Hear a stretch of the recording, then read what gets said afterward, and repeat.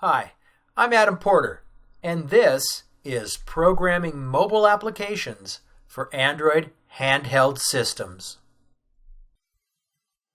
There are two general ways that fragments get added to activities. First, they can be statically added to the activity. For example, by putting them into the activity's layout file, which is then used in a call to set content view. Alternatively, you can add fragments programmatically using the Fragment Manager. However they get added though, once they're added, Android will make a call to onCreateView. And within onCreateView, the fragment can use its own XML layout, similar to what activities do when they call setContentView. Or they can programmatically build their user interfaces. And again, however it's done, once the user interface view is built, onCreateView must return the view that's at the root of its user interface layout. And that view will eventually be given to the hosting activity and added to the hosting activity's user interface. So let's look back at the Fragment static layout application and see how it defines its layout.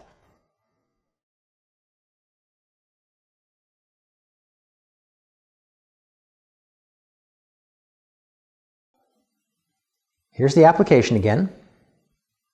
And as you remember, there's a panel on the left showing the play titles, and there's a panel on the right showing quotes. And each of these panels is implemented by a different fragment. One is called Title Fragment, and the other is called Quote Fragment. And this application's main activity is called Quote Viewer Activity. Let's open up the Quote Viewer Activity file and see how it handles or creates its layout. Now first, you see that in the onCreate method, there's a call to set content view with the parameter value r.layout.main. So let's look in the res/layout directory for the file called main.xml. Now here it is, and let me open it up. As you can see, the entire layout is comprised of something called a linear layout. And that linear layout contains two fragments, and inside those fragment tags, there's an attribute called class. And the value of this attribute is the name of the class that implements that fragment. So in this case, one fragment is implemented by the title fragment class, and the other is implemented by the quotes fragment class. Anyway, that's enough for now. We'll talk more about layouts when we get to user interfaces. And in any event, when this XML file is read, Android will understand that it needs to create these two fragments and that it needs to install them in the Quote Viewer activity. And this will start the chain of lifecycle calls that we talked about earlier. And as I said, one of those calls will be a call to onCreateView, in which the fragment is responsible for creating its user interface layout. Let's take a look at one of those layouts, the one in Quote Fragment, to see how it creates its user interface. Now here's the Quote Fragment class, and down here is its onCreateView method. This method calls the inflate method of the layout inflator class, passing in a layout file as a parameter. And the effect of this is pretty similar to what happens in setContentView. Specifically, an XML file is read in and converted into Java objects corresponding to some user interface views. You can also add fragments to an activity without hard-coding the fragments into the activity's layout file.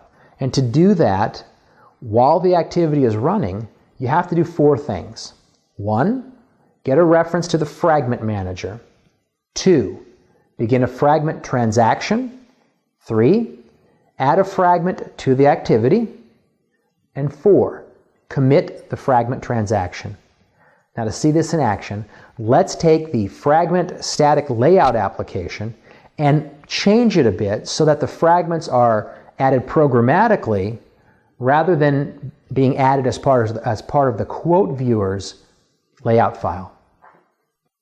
Now here we are back in the IDE.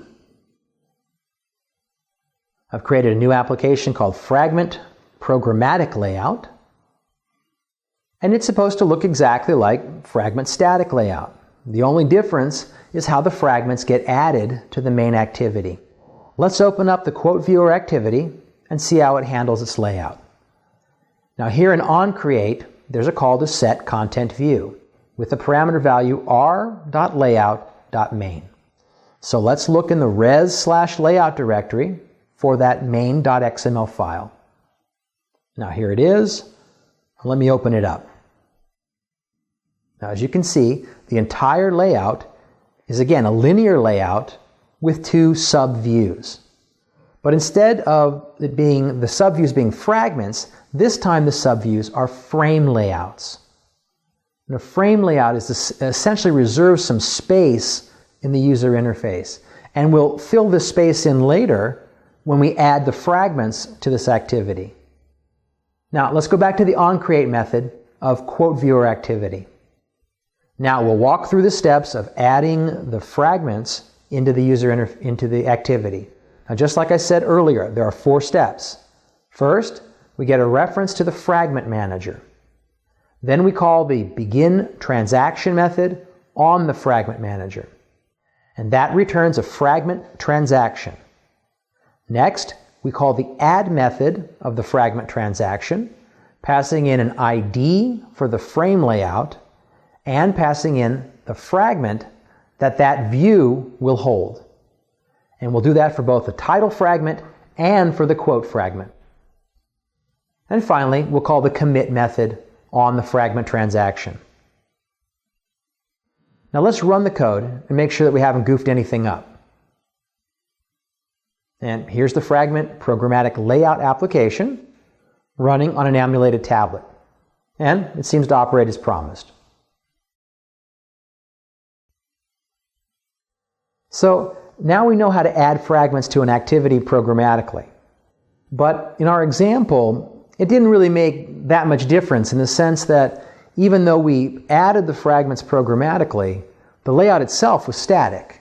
There are always exactly 2 panels, and that never changes.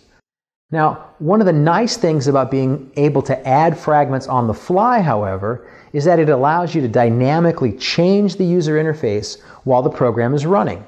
And if you do this right, it allows you to make good use of your precious screen space. So let's take a look at a simple example that gives you a little flavor of this dynamic user interfaces. Again, here's my emulated tablet, and I'll launch an application called Fragment Dynamic Layout, which again is similar to the previous examples, but sometimes it will show a single fragment and sometimes it will show multiple fragments.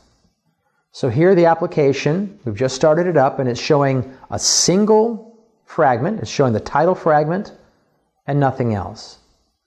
And in fact, you can see here that I've changed the title of Hamlet to make it a little bit longer. And you can see that it takes up much more of the screen space than before. And in addition, if I click on that title, you can see that the item is indeed taking up the entire screen horizontally. Now that I've finished clicking on the title, though, you can see the familiar quote from Hamlet. And at this point, the application is displaying 2 fragments. If I now hit the back button, you see that we've gone back to having just a single fragment. So let's take a look at the source code.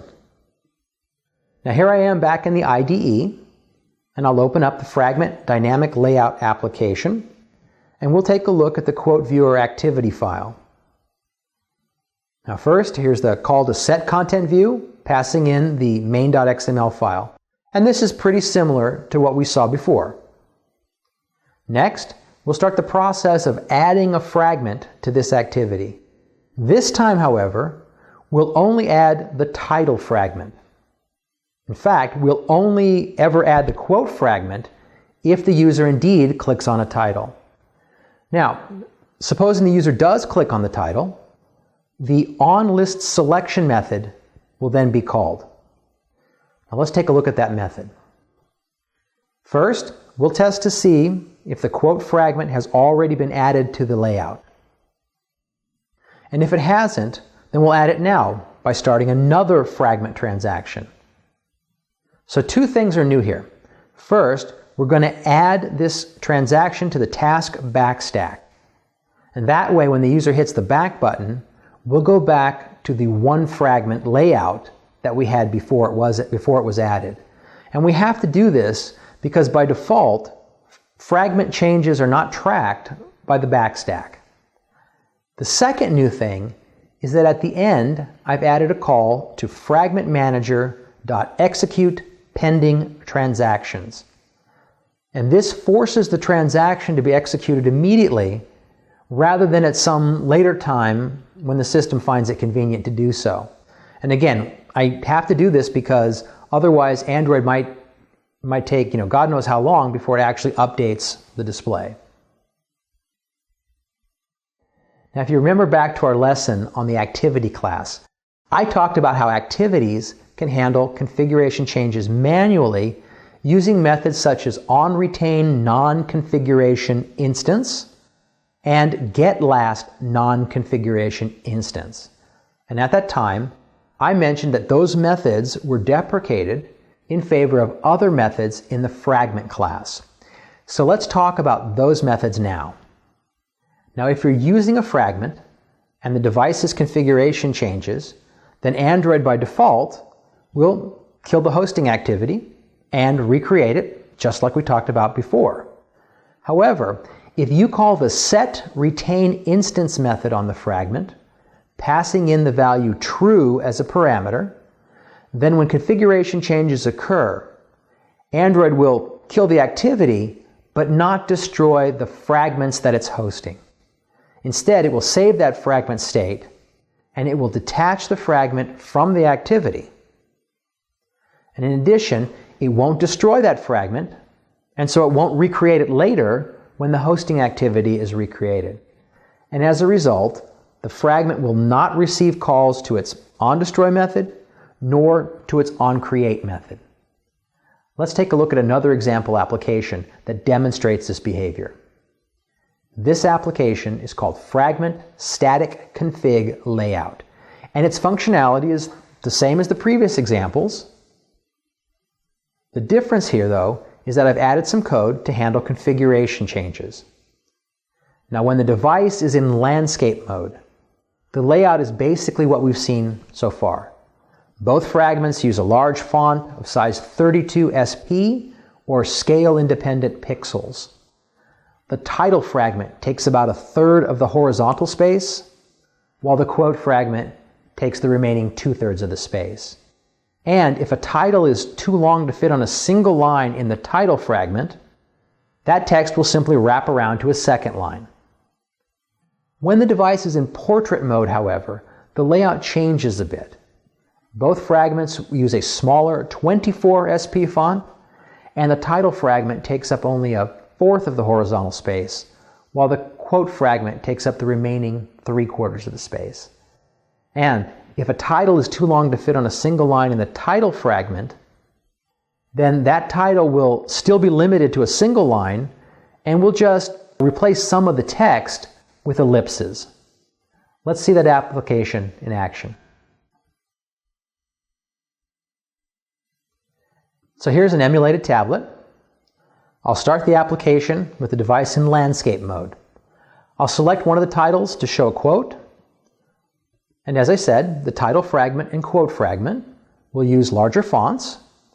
They're dividing up the screen in a roughly 1/4 to 3/4 ratio. And in the title fragment, it's allowing the title of Hamlet to spill over onto a second line. Now let's rotate the device. Now, one thing that you notice is that even though Android has killed and restarted the quote viewer activity, the title that I'd previously checked is still checked. And that's because I made sure to call setRetainInstance true in both fragments. So information, for example, information about which item was checked, has been retained. Now we'll see how that's done in just a second. You'll also notice that now that we're in portrait mode, the layout has changed.